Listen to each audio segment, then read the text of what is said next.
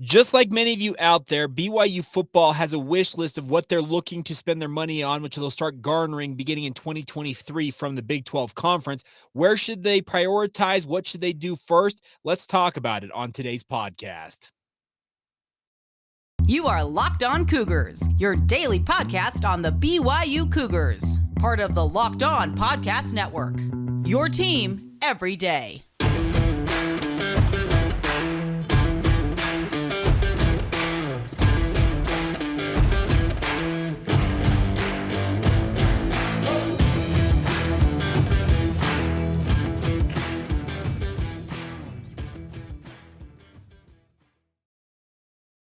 What is up, everybody? I'm Jake Hatch, your host here on Locked On Cougars, your resident BYU insider. Thank you for making Locked On Cougars your first listen of the day. I always appreciate you guys checking out the show, however you might be digesting, whether you're watching us on YouTube or if you haven't been listening to us in the regular podcast format.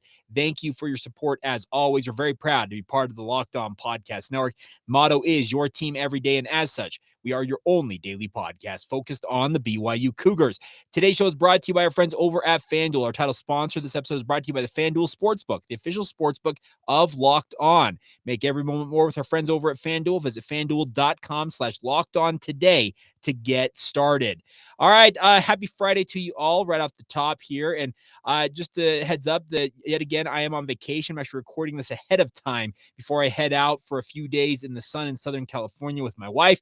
But nonetheless, didn't want to leave you guys high and dry heading into the weekend here. Now, as we start today's show, I was listening to an interesting conversation earlier this week, BYU Sports Nation. Now, I don't get to see BYU Sports Nation live. It comes on typically shortly. Well, actually, it's the hour after my radio show with the KSL Sports Zone wraps up. So I'm usually in post-prod meetings and that type of stuff. But I usually go back and try and catch up on some of the news and that they've talked about that day. Speaking of BYU Sports Nation, very interesting note from Dennis Dodd, who they had on earlier this week. He was talking about the fact, okay, yeah, BYU and the Big 12 are going to make $31.6 million beginning in 2025. The first 2 years for BYU in the Big 12 Conference, they're expected to make about an average of $18 million annually. And it'll kick up, obviously, to $31.6 million in 2025 and then go up from there. But he also added in the conversation as he talked about the fact that the TV contract, we also combined the college football playoff payouts, which are expected to increase with the 12-team playoff settling in that year, as well as NCAA tournament credits from both the men's and women's basketball tournaments. The Big 12, according to Dennis Dodd, could be pushing their overall payout for the conference to near $50 million, $50 million for each of the member schools. And that would be just an absolute incredible windfall for the BYU athletic department. And as I listened to that thing, as I was going to sit down and record this podcast, I have an idea of how BYU can go about spending that money. Now, let's understand that for many years, many of you probably know this, but if you did not, BYU athletics has never been subsidized by the Church of Jesus Christ of Latter-day Saints. They have always had to essentially eat what they kill. Whatever money the BYU athletic department raised was what they could spend. So they had to live within their means. It's a thing that the Church of Jesus Christ of Latter-day Saints espouses to, and it's absolutely the right way I think athletic departments should operate. Very few of them operate in the black like BYU does. So I'm not saying that BYU, the second they get that first $18 million check, they're going to go and blow it and all of a sudden start spending like absolute madmen. That's not how BYU is going to do it. The way BYU is going to do it is they're going to be very judicious in how they go about things, but this is going to give them opportunities to do more than they ever have. Now, has BYU athletics ever really lacked for much of anything?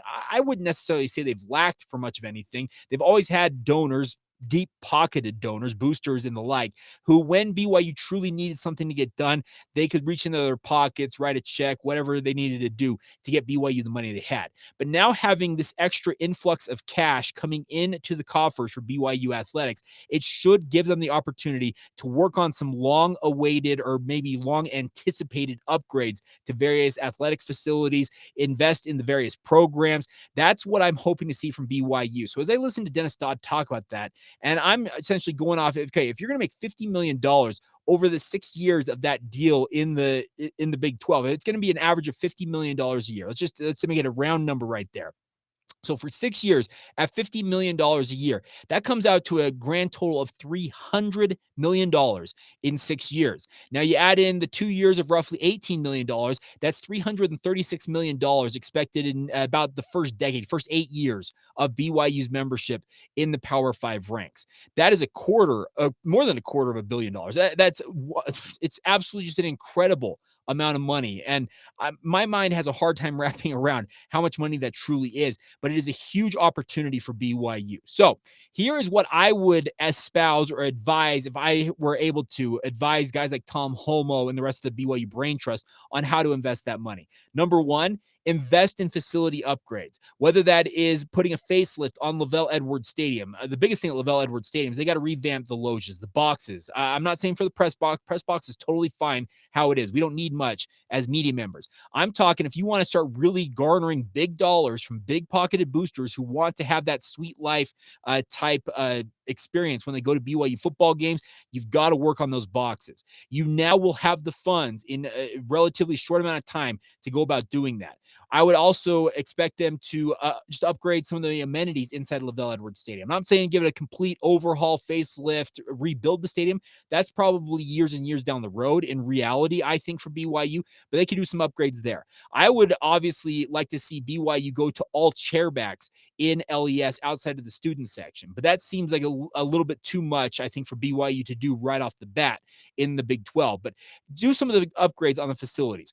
Tear down the Smith Fieldhouse. The Smith Fieldhouse is a phenomenal venue for BYU volleyball. I freely admit that, but it is older than old. The building itself, it needs to be redone. Maybe they can seismically upgrade it and restore it and maybe keep the original structure in place, but it needs an absolute overhaul on the interior. I'd also like to see BYU invest in maybe getting football its own facility. The men's basketball program and the women's basketball program have their new annex up there by the Marriott Center.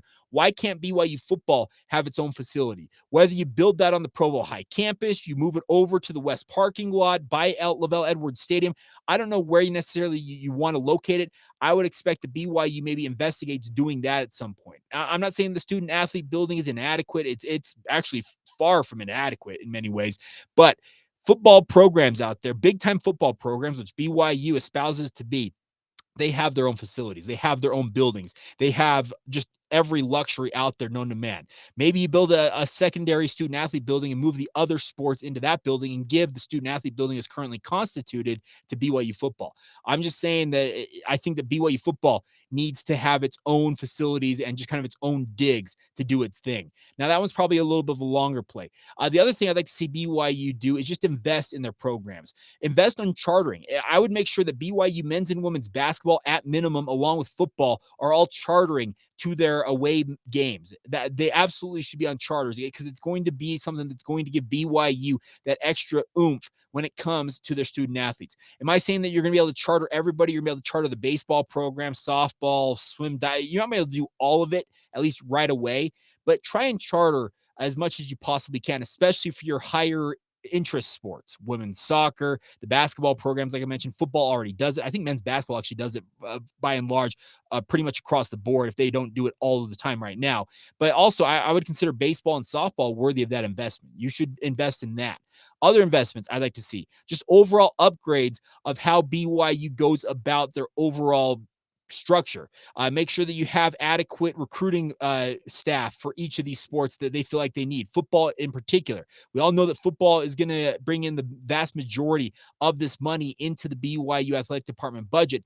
As such, they should get an outsized, I'm not saying outside, extra in terms of overall facility / personnel investments. And I got to say, BYU is doing far more than they ever have right now, but they can continue to invest on that front. And it's an arms race, folks.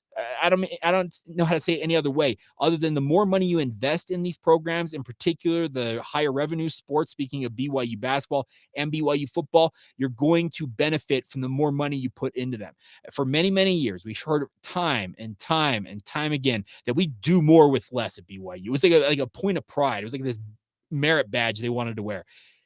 Those days are gone. Like I said, you're going to be just on the flatline estimate. I've $336 million. you can take a bunch of that money and make sure that your programs are competing favorably, at least in the investment side of things, with many of their compatriots now in the Big 12 conference. So I guess my overall wish list for BYU with regards to this conversation is just make sure that your football program, the basketball programs, these programs, they have a fighting chance. Give them every advantage you possibly can muster for them. Will there be programs out there like in Oklahoma State who has like it used to be T. Boone Pickens before he passed away, they have billionaire donors that can just throw whatever money they want at things? Sure. I'm not saying that BYU doesn't have that. They have certain billionaires that happen to own certain professional franchises in the state that would love nothing more than to have a continued role with BYU athletics. You can dip into that pool if you need to at times, but with the amount of money you're going to start generating and bringing into your athletic department, it is going to be an unprecedented era for BYU in so many ways, especially when it comes to the overall income aspect. And by the way, that money does not include season ticket sales, concession revenue. That is just strictly money coming in from the TV contracts, NCAA payouts from their tournaments, the championships, and also the college football playoff payouts. $50 million potentially on average. That's an incredible amount of money. And I sincerely hope that BYU obviously puts some of that away for a rainy day, obviously, and but also make sure you turn around and reinvest that money into your program, because for years, like I said, it was BYU. We do more, we compete with less resources than other programs. Great. Well, guess what? A lot of those programs have passed you by. Now it's time for you to play a little bit of catch up. And I would encourage BYU's brain trust if I had their ear. And trust me, I don't. But if I was able to, I would tell them, invest in these programs. It will pay off in the end. All right, coming up here in just a minute, let's finish out the week by looking back at another great BYU game, maybe one of the greatest of BYU's independent era, because it led to the downfall of one of the great coaching dynasties. Dynasty is probably too strong of a term, but one of the strong head coaching runs in recent college football memory was all undone by a guy who wears the number 4, and many of you might know him as Taysom Hill. We'll get to that in just a moment. First, a word on our friends over at FanDuel. They've been a big partner of ours for the last month or so since they came on board with us. The midway point of the NBA season is here, my friends, and now is the perfect time to download FanDuel, America's #1 sportsbook, because new customers can get a no-sweat first bet up to $1,000 back. That's bonus bets back if your first bet doesn't win. Up to $1,000 back, my friends. Absolutely incredible. All you got to do, just download the FanDuel Sportsbook app. It's safe, secure, and super easy to use. Then you can bet on everything from the money line to point scores to threes drained. Any prop bet you want out there. The best part is you can even combine your bets for a bigger chance at a better payout with a same game parlay. You think you've got 3 or 4 things you want to kind of combine together? Guess what? That increases your payout if you can hit on all of them. Don't miss out on the chance to get your no sweat first bet now of up to $1,000 in bonus bets when you go to FanDuel.com/locked on to start now. That's FanDuel.com/locked on to learn more now. Make every moment more with FanDuel, the official sports betting partner of the NBA.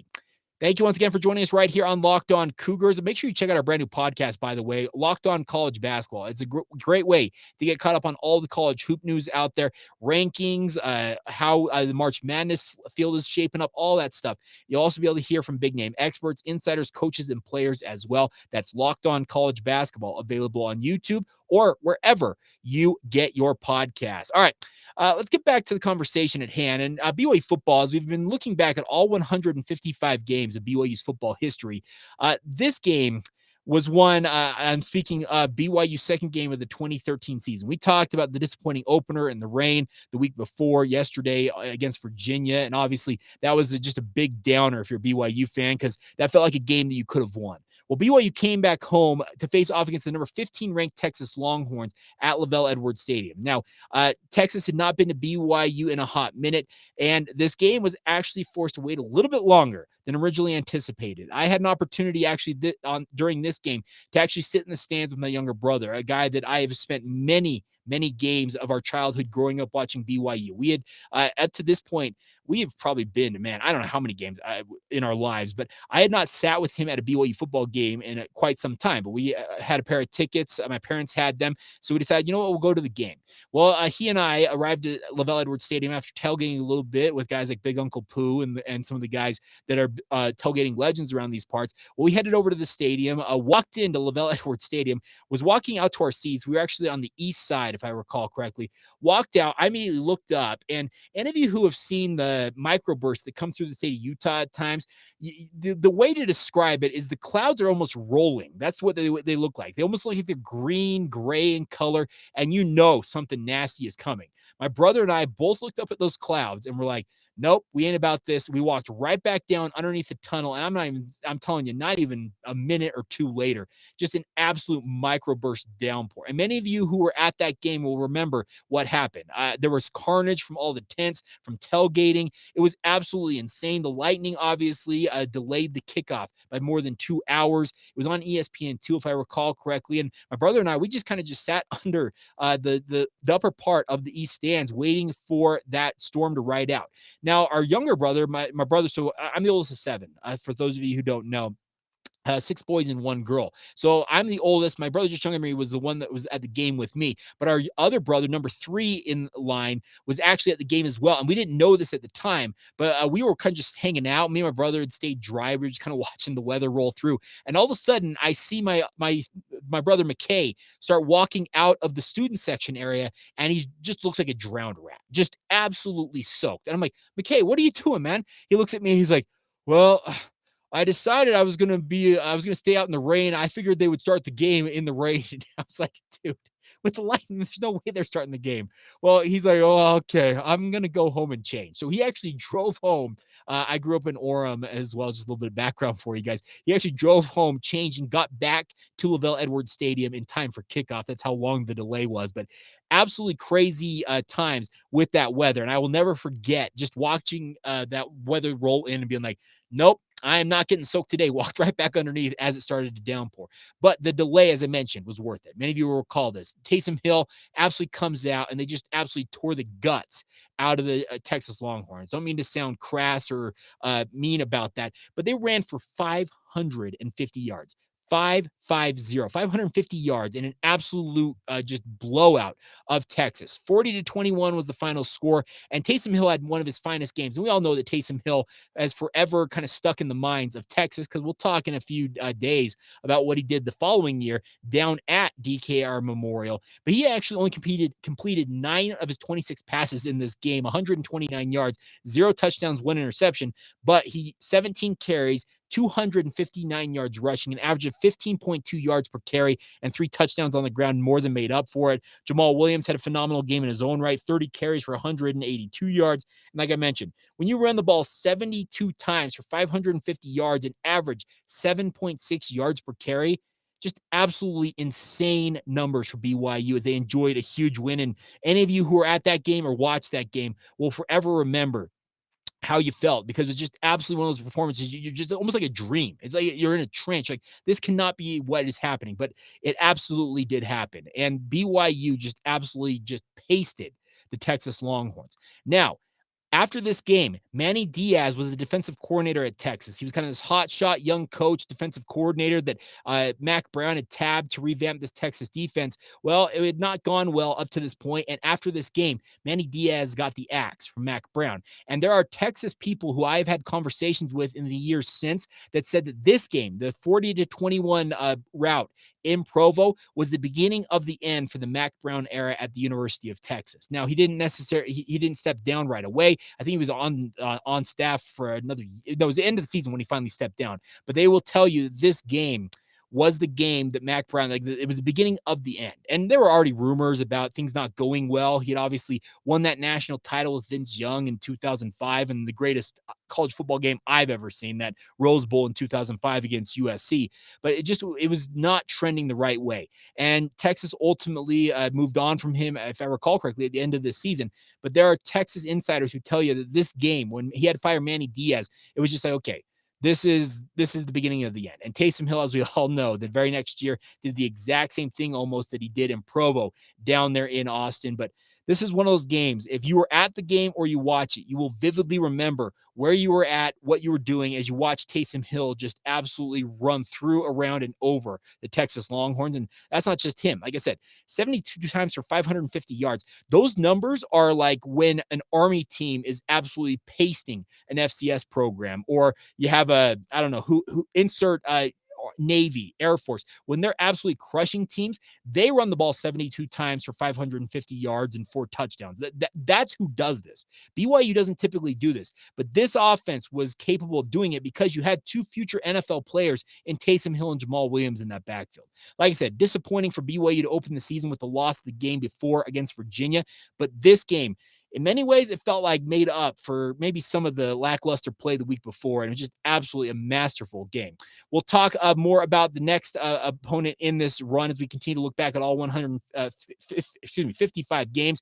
Yet another disappointing game against the University of Utah, but we'll get to that on our Monday edition of the show. Now, before we go on today's show, I do want to talk about 2 other things going on this weekend. BYU facing off against St. Mary's in their penultimate game of the regular season out in Moraga tomorrow, and also an opportunity to watch former Cougars play professional football. Well, Jake, the Super Bowl's over. Football is not done, my friends. The XFL is back. We'll tell you where you can find former Cougars playing in those leagues here in just a moment. First, a word on our friends over at Be Wearables. And I'm wearing the shirt today. It's the Don't Play Soccer shirt from our friends over at Be Wearables. It's a combination of Be Wear and Wearables put together. The best part about Be Wearables is BYU has a global fan base, and many of you will know that you've lived in different countries and probably seen some really funny road signs in your time. BeWearables.co has collected those signs from all around the world that are just funny and turned them into shirts. But more importantly, they do high-quality t-shirts, hoodies, phone cases, tote bags, and more. They put these logos wherever you want them, and that's the best part about it. If you squint and tilt your head a little bit, you will discover that life is really funny. Each Be Wearables design is based on a real sign that is oddly funny from literally all over the world. BeWearables.co sells shirts and accessories that make you and your friends laugh, and they feature hilarious signs from travels all over the world, from Iceland to Southeast Asia to Brazil and more. The most important thing is they are sold all through Amazon with fast, free shipping, and the shirts, folks, I've got 3 of them. Brad, the proprietor of Be Wearables, was kind enough to send me some of these shirts. They're high quality, absolutely phenomenal. And like I said, they can pretty much customize whatever you're looking for if you're looking for it. The best part is they can do custom designs. If there's a sign that you've seen in your travels recently or something you remember from many, many years ago, you got a picture of it. I think Be Wearables probably can help you reproduce it in a shirt. So check it out, my friends. Go to BeWearables.com. That is Beware, ABLES.co to BeWearables.co, excuse me. Beware, ABLES.co to browse through their collection of funny signs right now. Check it out. Life is funny. Wear it. That's BeWearables.co. Today's show is also brought to you by our friends over at UCCU. At UCCU, Love Where You Bank is a promise, my friends, made by a local not-for-profit financial institution that is dedicated to helping families improve their financial lives.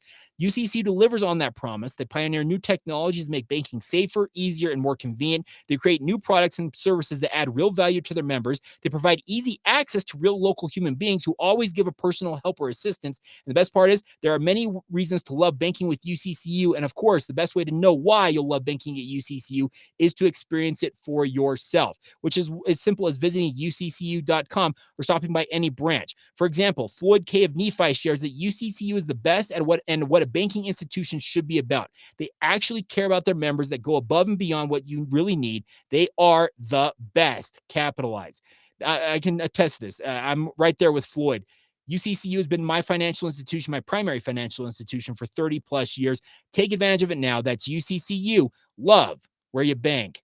Thank you once again for making Locked On Cougars your first listen of the day. Always appreciate you guys checking out the show and being a part of it. Hope you guys have had a fantastic week. Of course, we'll be back next week. Any news that breaks while I am on hiatus, of course, we'll react to it on our Monday edition of the show. And inevitably, as my wife is fond of saying, when you go on vacation, something crazy is bound to happen. So get excited, folks. Something probably crazy happened. We'll talk about it on Monday's show.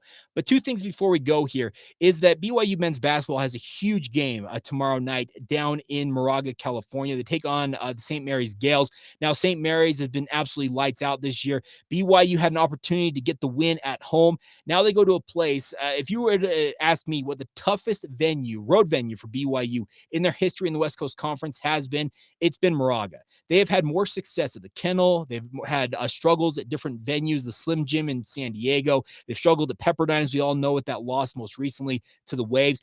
But Moraga has just been a little shop of horrors for BYU. And they'll have a huge, huge game tomorrow night, 8 o'clock. It's going to be on ESPN2 if you want to tune into it. I'll be watching it on my way back from California. But this is a big opportunity for BYU. If you want to prove to us out there as Cougar fans, media, etc. alike, if you want to prove to us that you can be a factor at the West Coast Conference tournament, go and get a win in this game. Now, it's much easier said than done. Guys like Aiden Mahaney, the freshman sensation, averaging 15.1 points per game this year.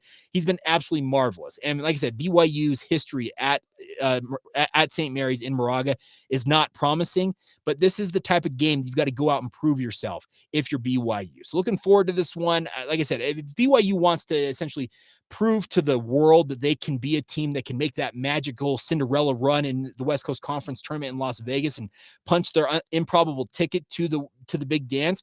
Well, you start proving it in a game like tomorrow night against just lost my train of thought, against St. Mary's. So that's the biggest thing for BYU as they move forward here. Now, there's another big opportunity for you guys this weekend. If you like football, obviously the Super Bowl just wrapped up, but if you want to continue to watch football throughout the upcoming offseason, the XFL relaunches for the third time. It's crazy to think that the XFL is still doing its thing, but The Rock and Danny Garcia, or is it Danny Garcia? I think so, who is his business partner, have relaunched the XFL, and it kicks off tomorrow as the the Vegas Vipers take on the Arlington Renegades, followed by, it'll be doubleheader with the Orlando Guardians at the Houston Roughnecks. That'll be the Saturday matchups. And then Sunday, it's the St. Louis Battlehawks at the San Antonio Brahmas, and then the Seattle Sea Dragons at the DC Defenders on a Sunday. So all these games on either ABC or ESPN. It looks like all of them this weekend. Yeah, it's ABC, ESPN.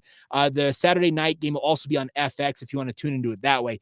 But there is an opportunity for you. If you want to watch some former Cougars playing in these games, you can do that. On the XFL Renegades, who are playing the Vegas Vipers tomorrow, Tomasi Laulile, the former BYU defensive lineman, he's back for another run in the XFL. He actually had a pretty good run the first time before the pandemic shut down the XFL 2.0. So he'll be playing in that game. The DC Defenders have former BYU linebacker who ended up transferring to Utah, Francis Bernard, on their roster. The XFL Sea Dragons, speaking of Seattle, have Tijon Karoma, former BYU center. He'll be starting actually at center for the Sea Dragons in their matchup on Sunday. So those are three former Cougars. If you're looking for a draw to maybe get you to tune into the XFL, maybe that's the hook for you guys. But I'm not going to tell you that you should watch it. I'm as much of a junkie for any type of live football that I will be tuned in and obviously checking out the product. I can't wait, because the nice part is if you want to watch football this offseason, you have an opportunity to support the XFL starting this weekend. It'll carry you through mid-April.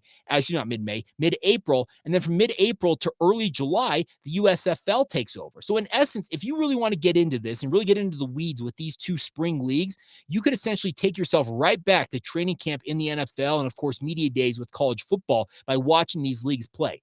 I'm not guaranteeing it's going to be the highest level of football played out there, and obviously there's going to be guys who are maybe not necessarily NFL caliber players out there, but it is football all the same, and it is live. It's not a replay. You can actually watch it on your TV. So if you want to check it out, tomorrow, a big opportunity is the Vegas Vipers take on the Arlington Renegades. That's at 1 o'clock Mountain Time, followed by a 6:30 kick between the Orlando Guardians and Houston Roughnecks. The St. Louis Battlehawks and San Antonio Brahmas are at 1 o'clock on Sunday, and then at 6 o'clock Sunday, Seattle and DC square off. So a big opportunity all weekend long to watch it. You're probably wondering, you probably aren't, but I am supporting the Vegas Vipers. I've kind of adopted them as my squad, but check it out. I'm interested myself to check it out, and I hope you guys will embrace it as well. All right. That's going to do it for this Friday edition of the show. I'll be back live with you guys Monday, like I said, reacting to any news that happened over the weekend or while I was on hiatus. But nonetheless, hope you guys are all doing fantastic. Thank you for making us your first listen of the day. Hope you guys are all doing great. This has been the Locked On Cougars podcast. By the way, also, check out the Locked On Big 12 podcast. It's a great product. Get caught up on all the Big 12 news. Make that your second listen. And once again, hope you all are doing fantastic and have a fantastic weekend upcoming. This has been the Locked On Cougars podcast. I'm Jake Hatch. Y'all are great. Thanks again for tuning in. We'll talk to you guys on Monday.